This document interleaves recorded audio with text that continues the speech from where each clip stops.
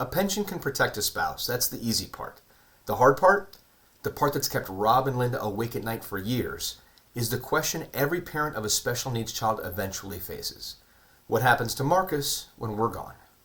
This week's Real Talk. Rob finishing his career with Palm Beach County, Linda 3 years from retiring, and Marcus, their middle son who has autism, lives at home and who they will love and protect for the rest of their lives. And the plan we built to make all of it work. I'm Jose Martin with LifeCraft Wealth Management.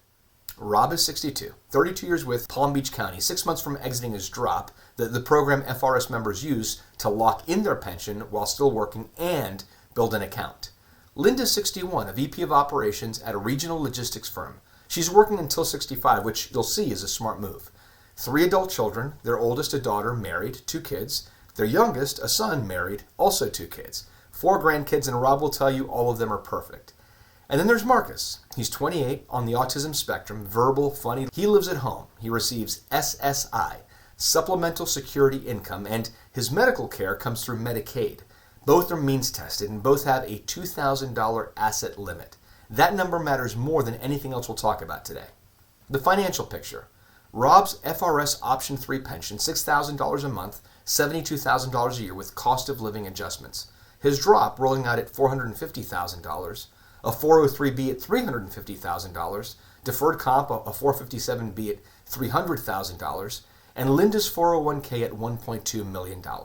Total investable, $2.3 million, plus the pension. Boca Raton home paid off. The plan has to do 4 things. Provide for Rob and Linda for 30 years, protect Linda if Rob predeceases her, take care of Marcus for the rest of his life, and do all of it without disinheriting their other 2 kids. The financial planning industry treats FRS pensions like a monthly check, and that's a mistake. $72,000 a year with a 100% survivor benefit is the equivalent on a capital basis of roughly $1.8 million of portfolio. So the Hendricks real economic picture isn't $2.3 million, it's closer to $4 million. The pension is a 5th bucket that doesn't show up on any statement. And one more thing about that pension, Rob picked option 3. His monthly check is reduced compared to a life-only payment, but if he predeceases Linda, she keeps 100% of his benefit for the rest of her life. Not 50%, not 75%, the whole check. Now, let's talk about Marcus. To stay on SSI and Medicaid, Marcus can't have more than $2,000 in countable assets. Not $200,000, not $20,000, $2,000. And that limit hasn't changed since 1989. And here's what most parents in his situation don't understand until it's too late.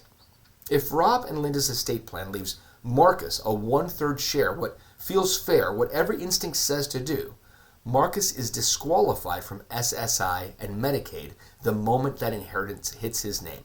He loses his check, he loses medical coverage, and the money you left to take care of him gets spent down replacing the benefits it just cost him.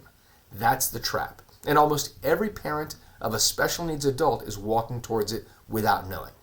Well, here's how Rob and Linda Plan solves it. A Florida attorney who specializes in special needs planning and not a general estate attorney drafts a third-party special needs trust for Marcus. Marcus is the beneficiary, but he never owns the trust assets. The trust is the owner. A trustee distributes funds for his benefit, therapies, travel, dental, or quality of life. Because Marcus never holds the money, his SSI and Medicaid stay intact. Because the trust is funded with Rob and Linda's money, not Marcus's, there's no Medicaid payback when he passes. And whatever remains goes to the remainder beneficiaries Rob and Linda named, their other 2 children. That's the answer to the question that gets every parent stuck. You're not disinheriting anyone. You're protecting Marcus during his lifetime, and whatever's left over passes to his siblings, fair and clean. We layer in an ABLE account, up to $20,000 a year. The first $100,000 doesn't count against SSI. It gives Marcus some independence and Rob and Linda a way to support him today. If you have a special needs family member, the most important call you make this month is to a Florida special needs attorney, not your general estate attorney, a specialist. Now, the 30-year plan. The gold band is Rob's pension. Blue is Social Security, both delayed to 70 for maximum benefit. Teal is portfolio withdrawals. Now watch this. For the entire 30-year retirement, guaranteed income covers between half and 3/4 of their expenses. The portfolio supplements, it doesn't carry. That's the FRS story. People with pensions consistently underestimate what that protection is worth. Years 1 through 3, Linda's still working, and her salary plus Rob's pension covers everything. The portfolio compounds untouched. We fund Marcus's ABLE account. Year 4, Linda retires. Both on Medicare, no ACA bridge problem because she worked to 65. We now turn to the 457B first. Well, for a couple retiring at 61, the deferred comp is the smartest first bucket. We drain it over 4 years. Years 4 through 7, we also run Roth conversions. $60,000 a year, $240,000 total during their lowest bracket window of their lives. Rob's pension is the only ordinary income on the return, and we have room. Year 9, Rob turns 70 and Social Security begins. Year 10, Linda's begins. Pension plus Social Security now covers almost all of their expenses. Year 14, Rob hits 75 and RMDs, required minimum distributions, begin. Because we converted a decade earlier, the RMD base is smaller than it would have been. The portfolio actually grows for most of retirement, peaks around year 20, and ends at age 91 around $3.4 million. The Roth alone is over $1 million of tax-free wealth. Rob and Linda structured their estate to divide into thirds at the second of their deaths. 1/3 to their daughter outright, 1/3 to their younger son outright, and 1/3 into the third-party special needs trust for Marcus.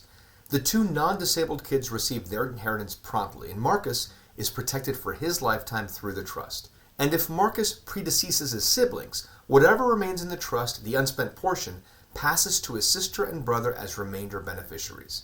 It's the cleanest solution to a problem that breaks a lot of families. How to take care of one child differently without making the other 2 wait for decades for the inheritance you intended for them. At the end of the planning session, Linda said something that I've thought a lot about since. For the first time in 20 years, I don't lie awake at 3 in the morning thinking about what happens to Marcus. That's what a plan does. It doesn't solve the love, it doesn't make the parenting any easier, but it puts the architecture in place. It lets you put the worry down. If you're an FRS member in or near drop, or especially if you have a child, sibling, or grandchild with special needs, please don't wait. The most expensive thing in this work is waiting until something happens before the structure's in place. We offer a complimentary call, links in the description, or just give us a call at 954-384-5292. I'm Jose Martin with LifeCraft Wealth Management. I'll see you soon.